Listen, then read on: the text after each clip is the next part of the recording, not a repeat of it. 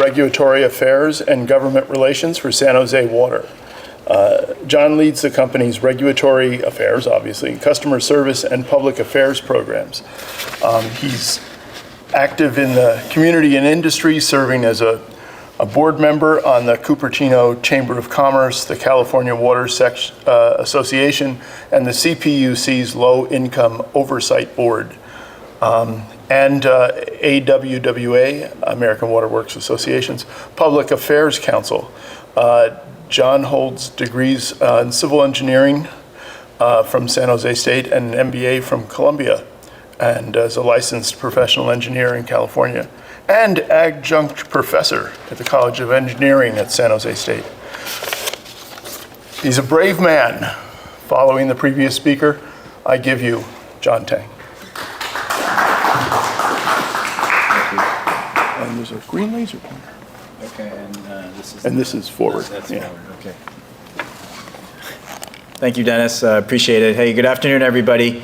I don't know what I'm going to do to follow Eddie the Beaver, not Eddie the Beaver, but Eddie and his Beaver presentation and Peter's presentation on this, but I'll give it a go. Truth be told, I found out that I was doing this 2 weeks ago, and it was Dennis who said, "Hey, you know, I have a slot for you," and he even titled the title of the presentation. So we're gonna go with what he has, and it's good to see. Speaking of Peter's suggestion to run for water board, Brian, it's good to see you again after all these years. So the state of water, that's the title that Dennis came up with, and so that's what we're going to do. My perspective is decidedly from the water utility industry, and I think you're going to hear a lot of some of the things that you've already heard, but from the water utility perspective. What I'd like to do today is kind of cover where we've been the last 2 decades, where we are today, very similar to kind of what Peter did, but his duration spanned a lot longer than mine, and then what we can expect for the next 20 years. Before I do that, let me just talk a little bit about San Jose Water. We are an investor-owned water utility in true Silicon Valley fashion. I like to call us a 156-year-old startup because we've been around since 1866, and we serve about 1 million residents in the greater San Jose metropolitan area, a little more than half of Santa Clara County's population. We are one of 13 retailers that Brian's former organization delivers water to. We are the largest of those 13. We're larger than the other 12 combined because of the service area that we serve. We're also the largest CPUC regulated water utility with a contiguous area. There are others that are a little bit larger than ours, but they have disparate areas all over. So let me talk about kind of where we've been over the last 20 years. I think one of the themes that you see that comes up a lot is infrastructure investment. And the American Water Works Association in 2001, so 22 years ago, coined it the dawn of the replacement era. And so that report card that you see there is not by the American Water Works Association. It's actually by the American Society of Civil Engineers, which is one dedicated to the profession. And they have been grading the nation's water infrastructure, drinking water infrastructure, so there's no wastewater in here, every 4 years. And so you can see the grades there, right? I mean, we were almost at a failing grade back in 2005, and then we started to get a little better. We're at a C- grade now. Nothing to, you're not going to bring home a report card with a C- and say, Mom, Dad, we're doing great. And so, there's still more. There's much more work to do. I know Peter would know this, but I wonder if others do. Anyone here know how much the EPA estimates drinking water infrastructure needs are going to be over the next 20 years? Take a guess. Dollars? Yeah, American dollars, pesos, whatever you want. Billions? Trillions? Not quite trillions. $625 billion over the next 20 years. Do you know how much President Biden's Bipartisan Infrastructure Act set aside for drinking water infrastructure? $50 billion. So we're barely scratching the surface on this. And I think that speaks to the second theme of where we've been the last 20 years, right? I talk with a lot of customers about their bill and about rates and about why things are going up. And what I tell them is this: look, just don't take my word for it. Google water rates rising faster than inflation, and you will find a trove of just high quality information on why this is a nationwide problem and not a Bay Area problem, not a Los Angeles problem, but a nationwide problem. And what's really driving it are kind of what you see there, right? Rates are rising at 2 to 3 times the rate of inflation, right? That's what we're seeing. When you have those kind of rate pressures, it doesn't take long for the bills to double at those rate pressures, and that's what, unfortunately, that's what customers are seeing. So what's driving this thing? We talked about infrastructure replacement. That's one of the big drivers of it, but it's more than that. It's the water quality requirements that we now have that are much more stringent, or getting increasingly more stringent. We have conservation as well, and I'm going to talk a little bit about conservation there, because that's one of the big mysteries for customers when it comes to that. And you know, Peter talked about kind of funding, right? Funding infrastructure and stuff like that. And I think the model is that, you know, this is not the only model, but some of the more successful models are where the customer base has the ability to pay for those infrastructure upgrades, right? And so that's where you're seeing it in bigger cities. And I'll talk a little bit more about what's driving that in a little bit. And then if you look at the last 20 years, 25 years, we had 3 droughts. We had 3 historic droughts. The first one was from the late 80s to the early 90s. We had one in 2015 through 2017. And we had one just recently from 2021 through early 2023. And what did that do? That really lowered per capita demand across the board, right? I mean, we're seeing 25 to 30% reduction here in the Bay Area.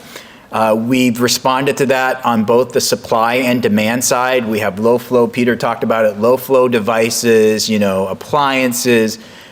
We've had mandatory cutbacks and budgets and fines for overuse. We're looking at building new reservoirs for additional storage. And so there's both supply and demand side. And then we've had rules, right? I mean, all kinds of rules about not being able to wash your car.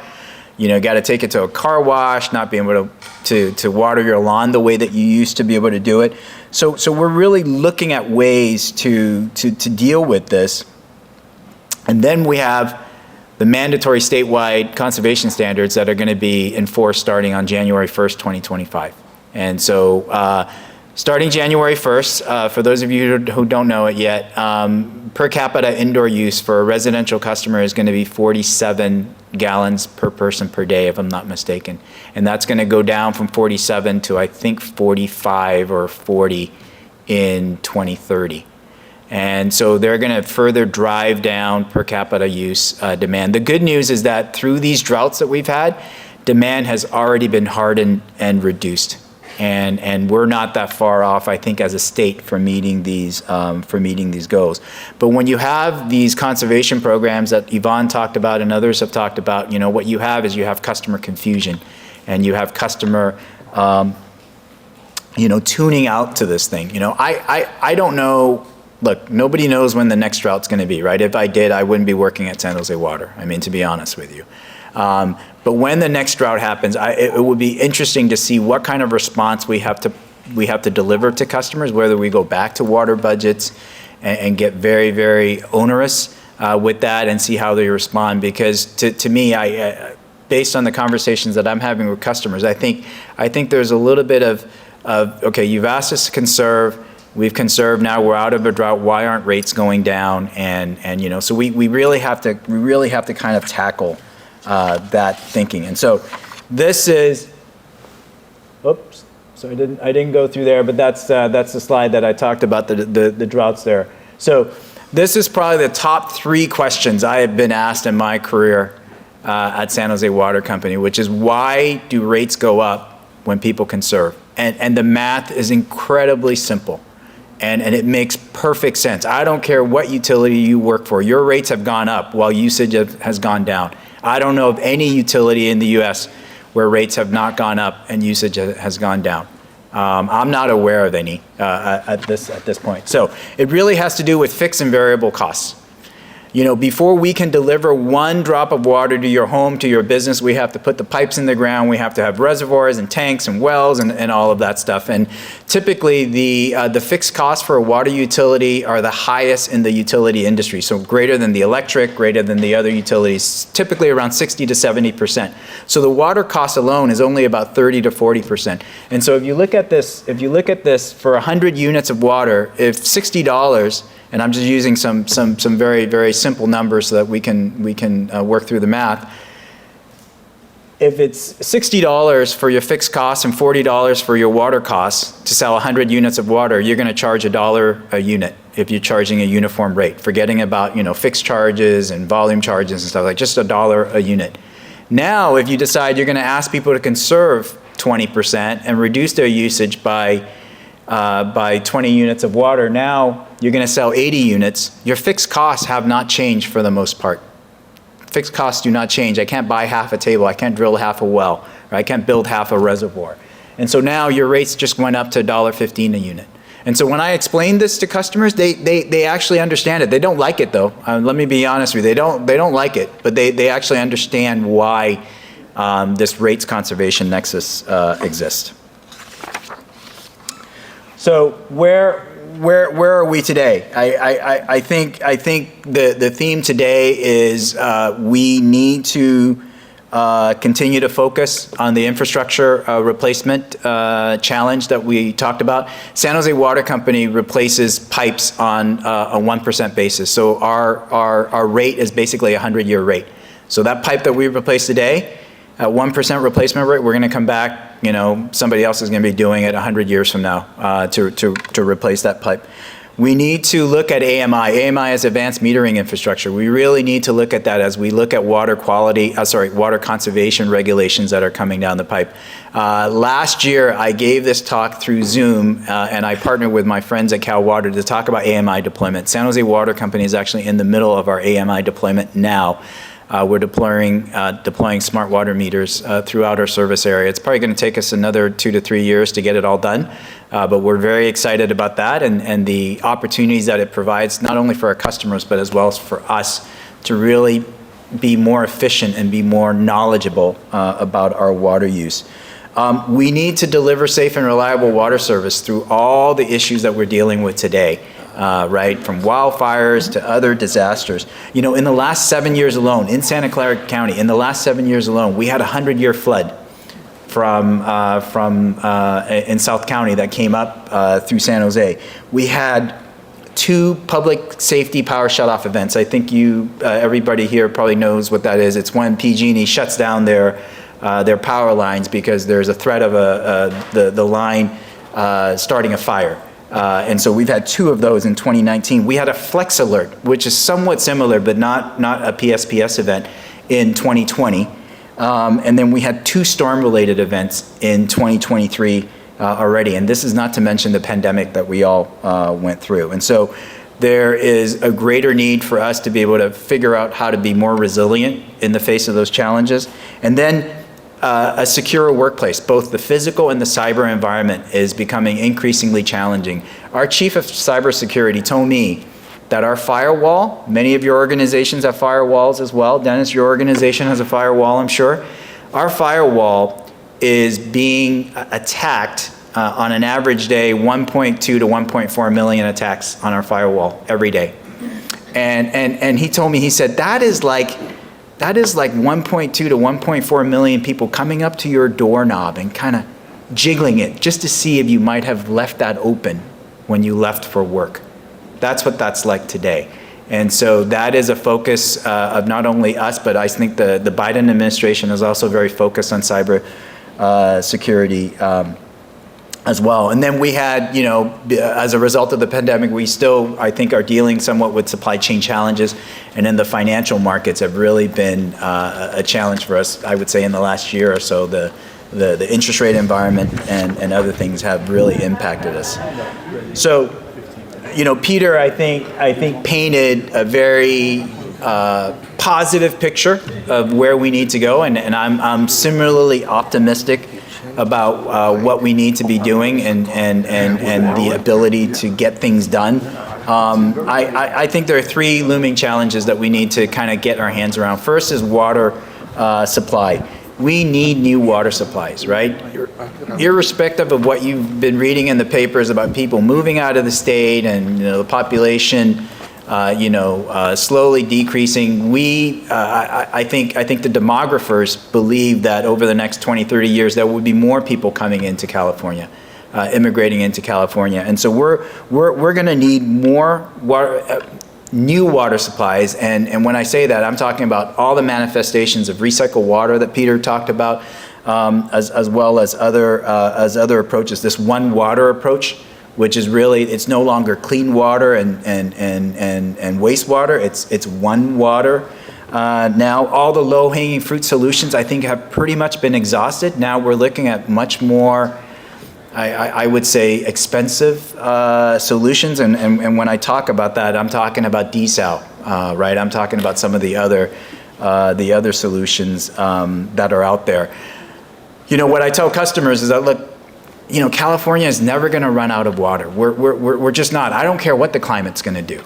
Okay, we live next to the biggest bucket of water in the world, called the Pacific Ocean. Water is going to become much more expensive, but we need to tap it for all of our state's needs. That's not going to happen, right? That's not going to happen at all.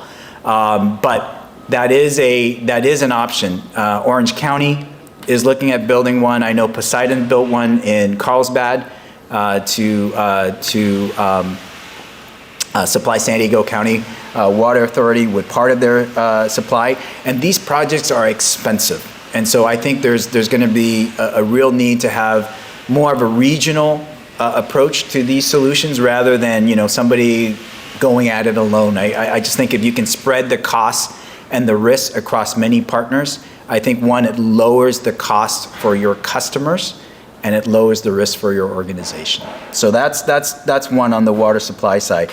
The water quality side, right? It doesn't matter if you have plenty of supply, if you don't get the water quality right, you shouldn't be in the business of delivering water. I mean, this is a non-negotiable item. It's the only utility that's ingested. So we've got to get this right. What are some of the emerging issues? PFAS is now, everybody's dealing with PFAS right now. We are dealing with PFAS right now. We're looking at treatment options right now for some of our wells. I don't think PFAS was envisioned in that $625 billion that the EPA estimated. I think it would not surprise me if the cost for PFAS remediation nationwide would be in the hundreds of billions of dollars. But we'll see, right? We'll see what the costs are going to be related to that. Microplastics is an emerging contaminant that's going to be coming our way here at some point. By the way, the MCL for PFAS will be set here shortly. So federal EPA has already come out with a proposed level. They're going through the regulatory process now, and then California will be soon following that and establishing likely their own MCL that is maximum contaminant level or drinking water level that's going to be it's going to be at least the same, if not more stringent than the federal government. And then, funding PFAS, right? How do we do this, right? So I believe it's a polluter pay kind of system, right? Very much like the Superfund era cleanup of the 80s and 90s when you went after the polluters. And that's what we're doing now. We're going after the 3Ms of the world and the DuPonts of the world and saying, hey, you made this stuff. It got into the water supply, so you need to help us clean it out. So hopefully that will blunt some of the costs that we're talking about. And then I think part of that, we need to engage our customers on just the value of water, right? Water utilities used to be about selling water. Let's sell as much water as we can. That's no longer the case because we don't have the supply to be able to do that anymore. We have too many rules that constrain water use, through some of the things that I've talked about. So it's more about delivering value and delivering service. Anyone know here how much a gallon of water delivered to your tap costs? Take a guess. So Peter is right. It's about a penny to 2 gallons, a penny to 2 pennies a gallon, depending on your water provider. I don't know of any other deal out there that is that good in terms of getting water to your tap 24/7, 365 days of the year at a penny a gallon. Think about what you pay for gas and milk and all the other things that you buy by the gallon. So it really delivers a lot of value. And then lastly, environmental and social justice issues. This is a growing focus for us.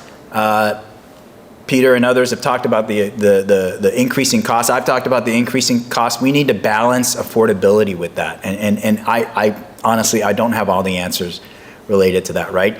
On the one hand, I think the fulcrum, if you will, is safe and reliable infrastructure with reasonable rates, right? And you have the situation on the other side where you have all these infrastructure needs. So how do you balance this? How do you balance this out, right? Do you go after the federal government and get money? Yes. Do you go after the state and try to get money? Yes, right? But that money is not free either, folks, right? I mean, that money is coming from somewhere. And so, we need to figure out how to balance that. How do we better serve our disadvantaged communities, right? LIWAP is a low-income household water assistance program. We have a customer assistance program. We have state and federal programs that we're trying to leverage. Peter mentioned it, and I actually Googled this. There are about 1 million people in California right now, 1 million people, mostly in the Central Valley, who do not have access to safe drinking water from their taps. They either have to get bottled water delivered, or they have to boil their water, or whatever the case may be.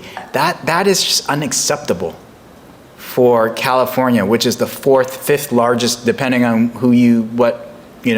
what metric you use. We're the fourth or fifth largest economy in the world, and we have 1 million people here in the state that can't use water from their taps. I mean, that to me seems just not acceptable. So what role does consolidation play, right? A lot of these systems that can't deliver safe and reliable water service, they're smaller, they're in rural areas. What role does consolidation play to help them become more well-capitalized and have a larger rate base so that they can deliver safe and reliable water service? And how do we fast-track those consolidation solutions if they're appropriate, right? It's not a one-size-fit-all kind of solution.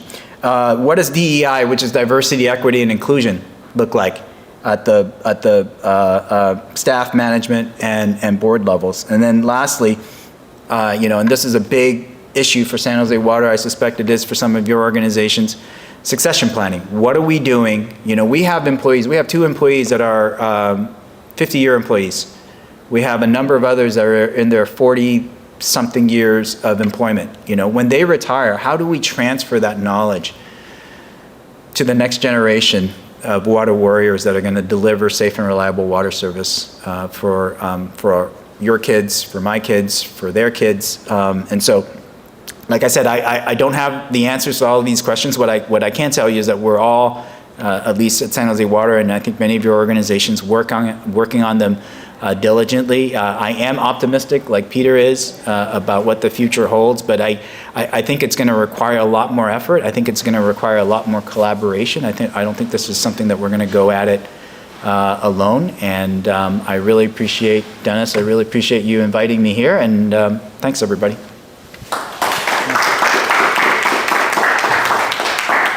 Thank you, John. Do we have any questions? Brian? Thanks, John. 2 questions. Yep. Should San Jose Water get its hand on some of those relocated beavers and put them upstream of the reservoir? That's one. And second is, remember you telling me over 10 years ago about decoupling? Yeah. All right, is that a possibility? So let me talk about the beavers first. I should have put it in my slide had I known what he was going to be talking about, because that is a potential solution to the water supply problem, right? Dams are very expensive to build. There are some people who have a lot of problems with dams, but they seem to have less problems when beavers build dams. And so maybe we ought to engage the beaver population to do that. I think the beaver question. Look, I'm supportive of beavers building dam, right? I love beavers. No more beaver hats, okay? And so if they can help in accordance with what Eddie had said, you know, they are part of the solution. I think they're a de minimis part of the solution, though. I don't think you can get enough beavers to build enough dams to really solve California's water supply issue for a number of reasons, right? Not related to the beavers. On the decoupling issue, what Brian is talking about is actually decoupling rates. I'm sorry, decoupling your volume from the water sales. So basically what that means is that charging everybody what the fixed cost is and letting them dictate how much water they want to use. The problem with that, Brian, and what we've seen, by the way, I absolutely agree with you, and I think it's the fairest way to do it because everybody pays their fair share of freight on the fixed side. The problem with that is that the people on fixed incomes will see the biggest increases. The ones who use the least amount of water will see the biggest increases because right now we take some of those fixed costs and we move it into the variable side when we do our rate design. And so, you know, there's discussion ongoing about how we do that, but at the end of the day, you know, rate design to me, and I'm a practitioner. Rate design to me is an exercise in answering whose ox is going to get gored. I mean, that's what rate design is, and there's no one way to do it where everybody said, "Yep, that's the way. That's the fairest way to do it." Unfortunately.